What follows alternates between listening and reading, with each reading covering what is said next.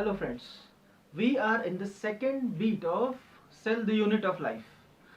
Cell दो तरह की हो सकती है, एक होता है prokaryotic cell and second is the eukaryotic cell. Prokaryotic cell is the primitive type of cell जो मोस्टली बैक्टीरिया में होता है एंड यूकैरियोटिक सेल ये थोड़ा एडवांस्ड है. हम प्रोकैरियोटिक और यूकैरियोटिक ये नाम डिपेंडिंग ऑन द न्यूक्लियस रखते हैं. कुछ सेल्स का न्यूक्लियस बहुत पुराना है जिसके अंदर जेनेटिक मटेरियल के नाम पर कुछ डीएनए होगा और वो डीएनए सीधा नेकेड होता है. सेकेंडली, जो यूकैरियोटिक सेल है उसके अंदर एक प्रॉपरली वेल डेवलप्ड न्यूक्लियस हमें मिलता है and that is why it is called as the eukaryotic cell. तो हम सेल के दो टाइप्स कर सकते हैं. पहला होता है prokaryotic cell, prokaryotic, and second type देखेंगे तो that will be eukaryotic. Biology is all about the terms. ये सभी जो टर्मिनोलॉजी यहाँ पे यूज किया गया है ये इंग्लिश टर्म्स नहीं है, ये इंग्लिश वर्ड्स नहीं है. These words are either Greek और लैटिन. तो यहाँ पर ये प्रो, ये यू, ये कैरियोटिक, ये जो वर्ड्स है ये ग्रीक या फिर लैटिन वर्ड्स है. और ये क्यों इस्तेमाल किए जाते हैं देखो, because Greek and Latin languages are no more useful, क्योंकि हम उन्हें यूज नहीं करते, इस्तेमाल नहीं करते.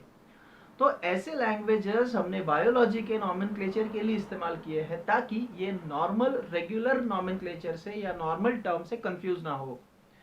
तो ये जो टर्म्स होते हैं ये बार बार रिपीट होंगे.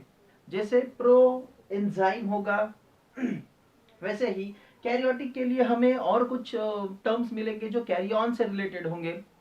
तो यहाँ पर इनका मतलब समझना जरूरी होगा. प्रो मीन्स प्रिमिटिव या फिर हम उसे कह सकते हैं ओल्ड, प्रिमिटिव या फिर ओल्ड. और कैरियन जो वर्ड है जो हमेशा याद रखने की जरूरत पड़ेगी वो होता है न्यूक्लियस. किसी भी सेल को चलाने के लिए आपको जरूरी एक सेल ऑर्गेनेल है, दैट इज अ न्यूक्लियस. तो न्यूक्लियस के लिए साइंटिफिक टर्म होता है कैरियन एंड प्रो मतलब प्रिमिटिव या ओल्ड. तो ओल्ड या फिर प्रिमिटिव टाइप का न्यूक्लियस जिन सेल्स में है उन्हें प्रोकैरियोटिक कहा जाएगा. एंड सेम वे यू मतलब ट्रू या फिर एडवांस्ड. एक्चुअली ये ट्रू है या फिर हम इसे एडवांस्ड भी कह सकते हैं. सो जिसमें ट्रू या फिर एडवांस्ड टाइप ऑफ न्यूक्लियस होगा ऐसे सेल्स को यूकैरियोटिक सेल कहेंगे. ठीक है. सो ऐसे दो तरह के सेल्स हमें मिलते हैं. Now what is the simple difference? Prokaryotic cells ये प्रिमिटिव सेल्स हैं, मतलब इवोल्यूशन के टाइम ये बहुत पुराने थे. जो सिंपल बैक्टीरिया हमें मिलते हैं वो सभी बैक्टीरिया प्रोकैरियोटिक ऑर्गेनिज्म है.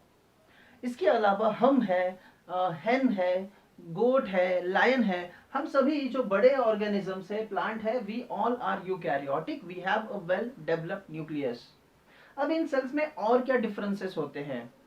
प्रोकैरियोटिक सेल एक सिंपल टाइप ऑफ सेल होगा. उसके अंदर सेल वॉल होता है, सेल मेम्ब्रेन होता है, एक न्यूक्लियस के जैसे स्ट्रक्चर होता है, साइटोप्लाज्म है और कुछ सेल ऑर्गेनेल्स होंगे जो नॉन मेम्ब्रेन बाउंड होते हैं. इसके बारे में डिटेल में हम पढ़ने वाले हैं. दूसरा eukaryotic. Eukaryotic is the animal cell और the plant cell. Eukaryotic cell के अंदर सब कुछ मिलता है, मतलब there is the cell wall, plant अगर सेल है तो सेल मेम्ब्रेन है, न्यूक्लियस है, माइटोकॉन्ड्रिया है, क्लोरोप्लास्ट है, उसके बाद में सेंट्रियोल्स है, बहुत सारी चीजें हैं, राइबोसोम है, everything will be there in the eukaryotic cell. Prokaryotic cell के अंदर हमें मेम्ब्रेन बाउंड सेल ऑर्गेनेल्स नहीं मिलते. There is no membrane bound cell organelle present in prokaryotic cell. हम इसके बारे में डिफरेंशिएट भी करने वाले हैं. अब ये हो गया इन सेल्स के बारे में. जस्ट एक ओवरव्यू देख लेंगे हम सेल्स का कि सेल्स के स्ट्रक्चर या शेप या साइज कैसे हो सकता है. सेल्स में have different shape, different size, मतलब कोई ओवल शेप्ड होगा, कोई हेक्सागोनल होगा, कोई पिरामिड शेप्ड होगा, कोई ट्रायंगुलर होगा. ऐसे अलग अलग सेल्स के शेप हो सकते हैं. Apart from that size of cell also varies. Cell की साइज वेरी करती है. मीन्स देखो कुछ एग्जाम्पल देखो साइज के लिए, सेल्स की साइज के लिए. सबसे छोटे सेल्स जो दुनिया में है उन्हें कहा जाता है mycoplasma. Mycoplasma are the smallest cell known in the living universe. Mycoplasma इनका डायमेंशन जो होता है it is around 0.3 to 0.5 micrometre. देखो नॉर्मली जो अपना सेल होता है वो 3 टू 10 माइक्रोमीटर्स तक हो सकता है. माइकोप्लाज्मा ये इतने छोटे होते हैं कि ये बैक्टीरिया से भी छोटे हैं, जिनके अंदर सेल वॉल नहीं होता। तो माइकोप्लाज्मा ये ऐसे ऑर्गेनिज्म है दुनिया के सबसे छोटे, जिनका साइज होता है 0.3 टू 0.5 माइक्रोमीटर। अब इसके कंपैरिजन में अगर आप एक नॉर्मल बैक्टीरिया का साइज देखेंगे, तो नॉर्मल बैक्टीरिया आपका 3 टू 5 माइक्रोमीटर तक हो सकता है। A normal bacteria has size up to this.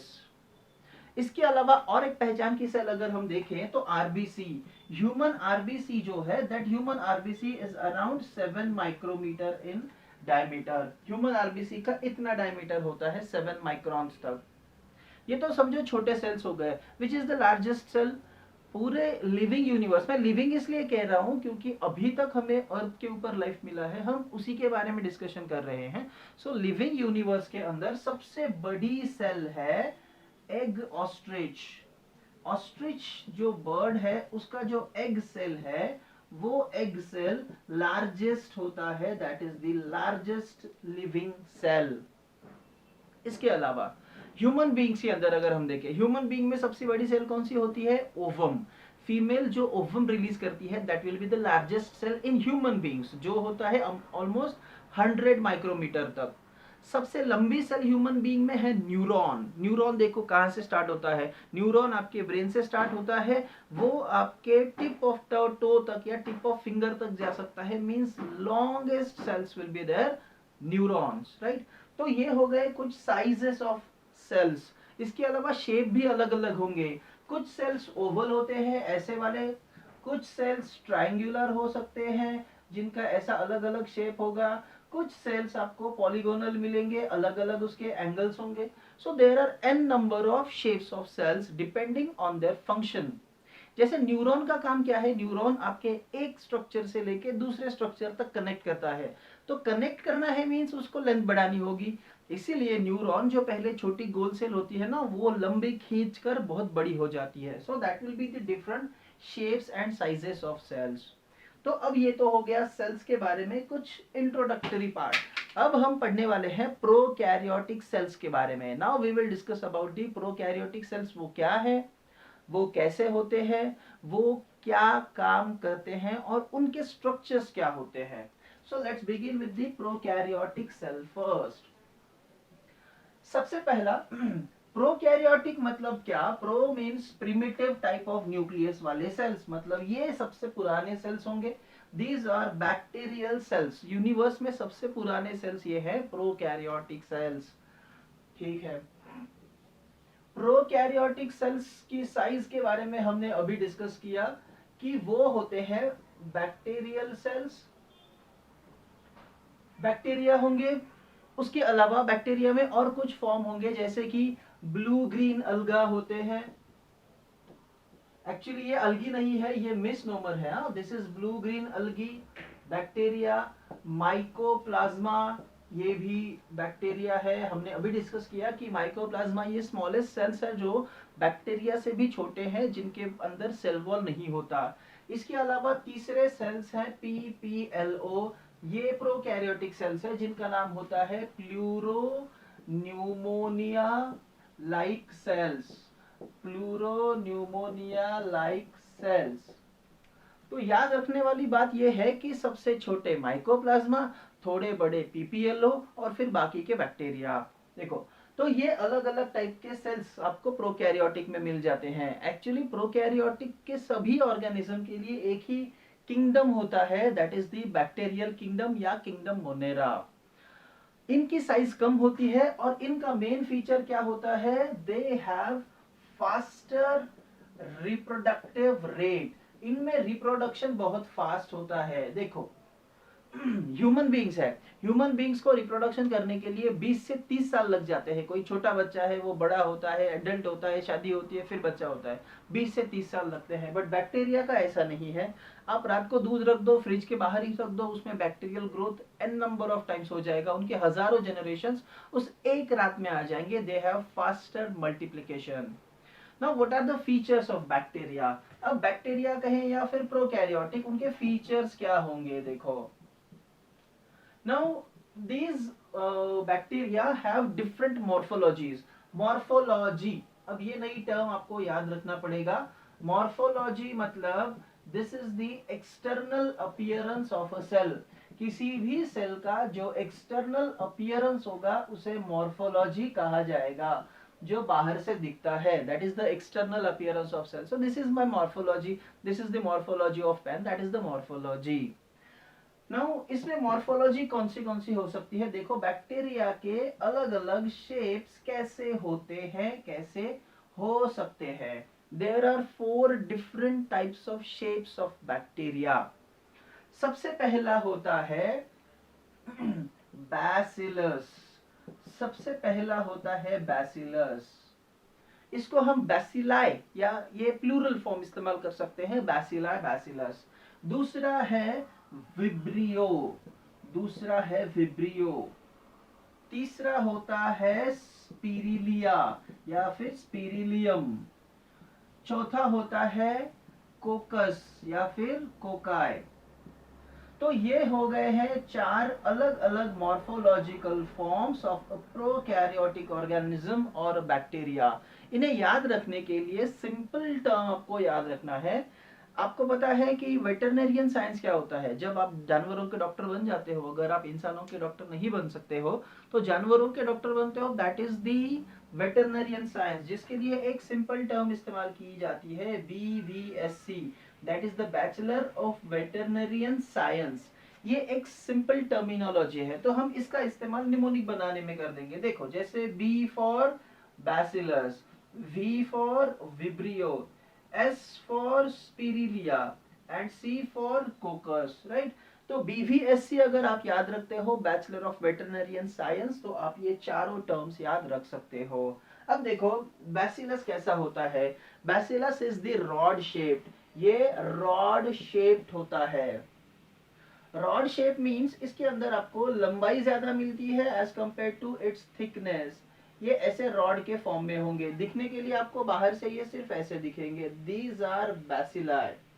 Bacillus का बहुत अच्छा एग्जांपल है हमारे पास, that is the tuberculous bacteria, TB. Tuberculosis करने वाला जो बैक्टीरिया है, टीबी बैसिलस है, वो बैक्टीरिया एक रॉड शेप्ड ऑर्गेनिज्म होता है। दूसरा है विब्रियो। विब्रियो ये कॉमा शेप्ड होते हैं, ऐसा। These are different shapes of comma, different types of comma will be there. इसका एग्जाम्पल अगर हम ले ले तो कॉलरा, आपका जो कॉलरा करने वाला बैक्टीरिया है, दैट इज द विब्रियो। तीसरा है हमारे पास स्पिरिलियम। स्पिरिलिया मतलब ये ऐसे स्पाइरल शेप होगा। स्पाइरल मतलब ये ऐसे घूम घूम कर उनका स्पाइरली लूप बना देंगे, स्पाइरिलिया। ये हमारे पास इसका एग्जाम्पल है ट्रिपोनीमा। ट्रिपोनीमा जो होता है ये सिफिलिस कॉज करता है, स्पाइरोचीट है जो ट्रिपोनीमा डिसीज करता है।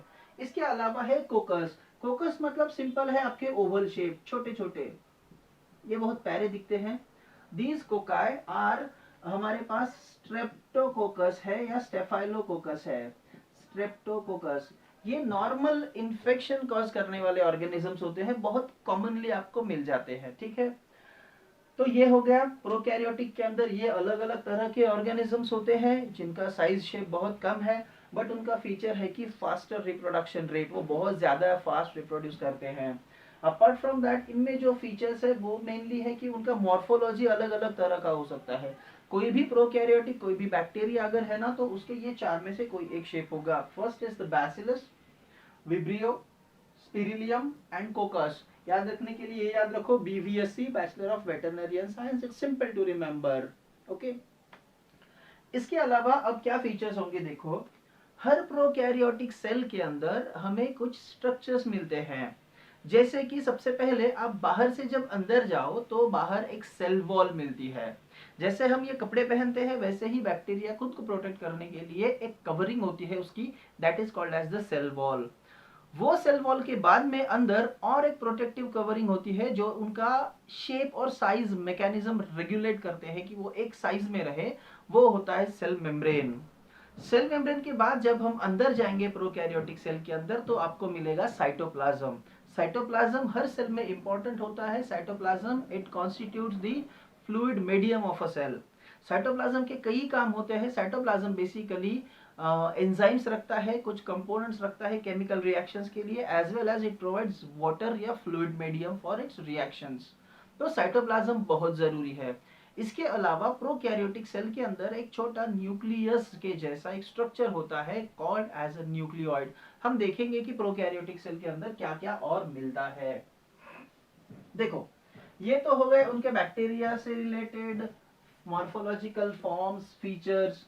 अब देखेंगे कि किसी भी प्रोकैरियोटिक सेल के अंदर हमें क्या मिलता है। देखो, हर प्रोकैरियोटिक सेल के अंदर जब आप बाहर से अंदर जाएंगे किसी भी सेल के अंदर, तो ये ऐसे स्ट्रक्चर मिलेगा आपको, ऐसे एक स्ट्रक्चर होगा। Simple, this is the prokaryotic cell. अब इसमें आपको क्या क्या मिलने वाला है। सबसे पहले किसी भी प्रोकैरियोटिक सेल के अंदर आपको मिलेगा सेल वॉल। दूसरा होता है सेल मेम्ब्रेन। अब सेल वॉल और सेल मेम्ब्रेन दोनों के लिए स्ट्रक्चरल डिफरेंसेस होते हैं, दोनों में बहुत सारी चीजें अलग है और दोनों के फंक्शंस अलग है, वो हम डिस्कस करेंगे थोड़ी देर से।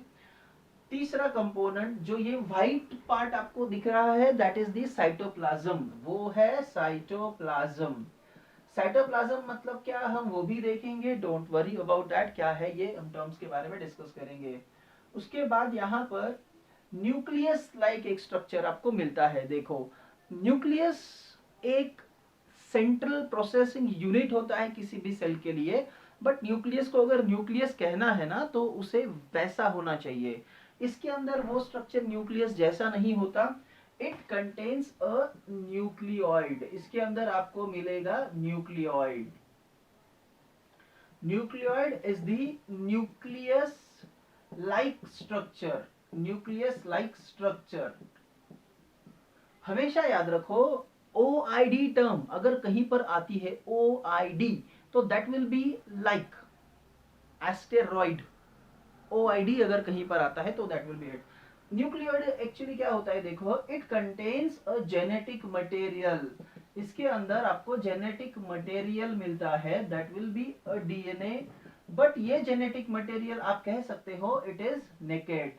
ये नेकेड क्यों है, क्योंकि न्यूक्लियस तो कवर नहीं कर रहा, सिर्फ न्यूक्लियोइड के जैसा कुछ स्ट्रक्चर है जो उसे कवरिंग देने की कोशिश कर रहा है मगर नहीं है। ठीक है, तो ये हो गया न्यूक्लियोइड। न्यूक्लियोइड के अलावा आपको यहाँ पर और कुछ चीजें मिल जाती है, जैसे कि राइबोसोम्स। राइबोसोम्स राइबोसोम्स के बारे में भी हम डिस्कस करेंगे। ठीक है, अब ये देखो, ये और एक कुछ स्ट्रक्चर हमें मिलता है। This structure is not seen in eukaryotic cell. ये यूकैरियोटिक सेल के अंदर नहीं मिलता। ये होता है extrachromosomal DNA. This is extrachromosomal DNA. अब क्रोमोसोमल डीएनए क्या होता है, जरा देखो, हम इसको देखेंगे। सबसे पहले न्यूक्लियोइड के अंदर जो डीएनए है, वो डीएनए इस बैक्टीरिया का जेनेटिक मटेरियल है।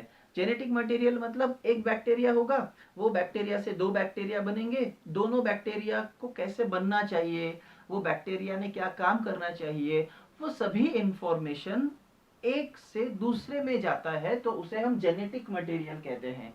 जैसे हम है, हमारे मम्मी पापा से हमें जो इंफॉर्मेशन मिलती है वो इंफॉर्मेशन गैमेट से आती है, और वो इंफॉर्मेशन एक्चुअली प्रेजेंट है जेनेटिक मटेरियल के फॉर्म में।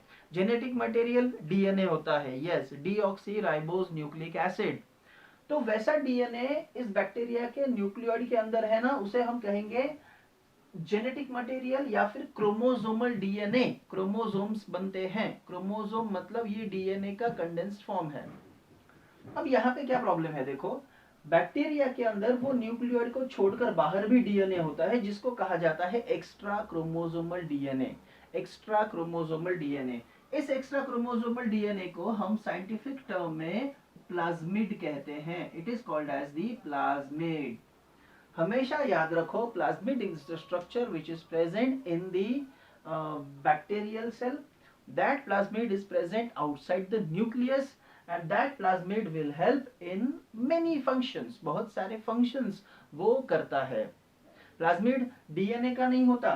यहाँ पे जो डीएनए है, स्ट्रक्चरल डीएनए, उनका क्या कहेंगे हम इसको, this is the chromosomal DNA. This is the chromosomal DNA. Chromosomal DNA जो है वो भी सर्कुलर डीएनए होता है, बट वो सिर्फ जेनेटिक मटेरियल का काम करता है, उसको छोड़कर प्लाज्मिड हो सकता है। Now what are the functions of plasmid? देखो प्लाज्मिड के फंक्शंस क्या है। ये उस बैक्टीरिया को रेजिस्टेंस प्रोवाइड करता है, so it helps in providing resistance to bacteria. मतलब अगर किसी बैक्टीरिया के अंदर एक्स नाम का एक प्लाज्मिड है, तो वो एक्स नाम का प्लाज्मिड उस बैक्टीरिया को इस तरह से प्रोटेक्ट करेगा कि कोई फैगोसाइटिक सेल, ह्यूमन सेल अगर उस पर अटैक करेगी तो ये प्लाज्मिड उसे प्रोटेक्ट करेगा। ऑब्वियसली डीएनए है ना, तो ये डीएनए कुछ करके प्रोटीन बना सकता है, तो ये बैक्टीरिया उसको रेजिस्टेंस में हेल्प करेगा। Secondly, it helps in transformation, transformation में भी हेल्प करता है। अब ट्रांसफॉर्मेशन मतलब क्या, देखो मैं आपको यहां समझाता हूं सिंपल वे में। समझो ये एक बैक्टीरिया है, इसका ट्रायंगुलर शेप है, इसके अंदर ये प्लाज्मिड है, ठीक है। तो ये प्लाज्मिड जिसमें है वो ट्रायंगुलर शेप का ही बैक्टीरिया होगा, ऐसा अज्यूम करो। ओके, अब प्रॉब्लम क्या है, हमारे पास एक दूसरा सर्कुलर टाइप ऑफ बैक्टीरिया था जिसका शेप ऐसा है, और उसमें एक अलग तरह का प्लाज्मिड था। प्रॉब्लम ये हुआ कि ये सर्कुलर बैक्टीरिया अब जिंदा है, मगर ये ट्रायंगुलर बैक्टीरिया मर गया। ये मरने के बाद क्या होगा, इसका प्लाज्मिड फ्री हो जाएगा। मर गया वो, उसकी सेल वॉल खराब हो गई, सेल मेम्ब्रेन चला गया। उसका जो प्लाज्मिड होगा, जब ये प्लाज्मिड इस सर्कुलर बैक्टीरिया के अंदर जाएगा पहले, तो ये उसमें कुछ ऐसे चेंजेस लेके आएगा कि इसका शेप ट्रायंगुलर हो जाएगा। मींस क्या हुआ, जो एक सर्कुलर फॉर्म था वो सर्कुलर से ट्रायंगुलर बना। और वो सर्कुलर से ट्रायंगुलर क्यों बना, क्योंकि उसके अंदर एक प्लाज्मिड आया, and this plasmid was responsible for transformation. इसे कहा जाता है transformation. Okay, so plasmid is important for transformation also. इसके अलावा प्लाज्मिड का और एक फंक्शन होता है, it helps in reproduction. Bacteria का रिप्रोडक्शन भी प्लाज्मिड करवाता है, ठीक है। तो ये कुछ फीचर हो गए प्रोकैरियोटिक सेल के। अगर आप दूर से देखो तो बाहर सेल वॉल होती है, उसके बाद सेल मेम्ब्रेन होता है, उसके अंदर साइटोप्लाज्म होगा, और कुछ membrane non membrane bound cell organelles होंगे लाइक राइबोसोम्स, राइबोसोम के जैसे होंगे। माइटोकॉन्ड्रिया, क्लोरोप्लास्ट यहाँ एक्सपेक्ट मत करो, ऐसा कुछ नहीं होता। सिंपल सेल्स है, पुराने सेल्स है, यहाँ पे कुछ बना ही नहीं था, ये सादे सेल्स है। उसके अलावा वहां पे एक न्यूक्लियस के जैसे स्ट्रक्चर मिलता है, ये न्यूक्लियस नहीं है, अच्छे से याद रखो, ये न्यूक्लियस नहीं है। And there is the extrachromosomal DNA जो न्यूक्लियस के जैसे स्ट्रक्चर से बाहर है, साइटोप्लाज्म के अंदर है, उसे कहा जाएगा प्लाज्मिड। प्लाज्मिड के काम एक है रेजिस्टेंस टू बैक्टीरिया, उस बैक्टीरिया को रेजिस्टेंस देता है ताकि जब वो किसी भी दूसरे ऑर्गेनिज्म से फाइट करे तो ये प्लाज्मिड उसे रोकेगा या फिर मारेगा। सेकेंडली, ट्रांसफॉर्मेशन, मैंने बताया जब सेल एक फॉर्म से दूसरे फॉर्म की तरफ जाती है, उसका स्ट्रक्चर बदलता है, तो उसे हम ट्रांसफॉर्मेशन कहते हैं। सेम वे तीसरा फंक्शन होता है रिप्रोडक्शन। बैक्टीरिया जब रिप्रोड्यूस करेगा तो उसके लिए उसे मिलता है रिप्रोडक्शन जो वो कर सकता है, राइट। अब हमें देखना है कि बैक्टीरिया का सेल वॉल, सेल एनवलप कैसे बनता है। बैक्टीरिया के पास सेल एनवलप होता है जैसे ये, this is called as the cell envelope. मगर इस सेल एनवलप में और एक कंपोनेंट एडिशनल है जो हम अभी डिस्कस करेंगे। जस्ट रिमेंबर कि कोई भी सेल है, बैक्टीरियल सेल है, उसमें सेल एनवलप का बहुत ज्यादा सिग्निफिकेंस है। The reason is protection. उन सबको प्रोटेक्शन देने के लिए सेल एनवलप बहुत ज्यादा जरूरी हो जाता है। सेल एनवलप, अब देखो सेल एनवलप क्या है और क्या करता है। ये बैक्टीरियल सेल का सबसे बाहर का कवरिंग होगा जिसमें अलग अलग तरह के लेयर्स होंगे। सेल एनवलप एक ही नहीं होता, एक ही अगर होगा तो क्या होगा, कोई फैगोसाइटिक सेल आ जाएगी, उसे मार देगी। बट अलग अलग तरह का होने से फायदा क्या है कि अलग अलग तरह का होते हुए वो डिफरेंट कंपोनेंट से बनता है, और डिफरेंट कंपोनेंट्स जब उसके अंदर ऐड हो जाएंगे तो वो उसको प्रिवेंट करेगा अलग अलग अटैक्स से, राइट। एक सेकेंड, ठीक है। तो सेल एनवलप में आपको तीन चीजें मिलेंगी। देखो, ये है बैक्टीरियल सेल। बैक्टीरियल सेल हमने देखा है कि बहुत अलग अलग शेप के होते हैं। तो ये है बैसिलस, समझो। इस बैसिलस के अंदर आपको तीन अलग अलग एनवलप के लेयर्स मिलेंगे, ठीक है। सबसे बाहर जो होता है एक, फिर है दूसरा, और तीसरा है सबसे अंदर का। अब हम अंदर से बाहर जाएंगे, क्यों? क्योंकि ये हर सेल में मिलता है। कोई भी सेल उठा लो, प्लांट सेल ले लो, एनिमल सेल ले लो, या फिर बर्ड सेल ले लो, या फिर ये बैक्टीरियल सेल ले लो।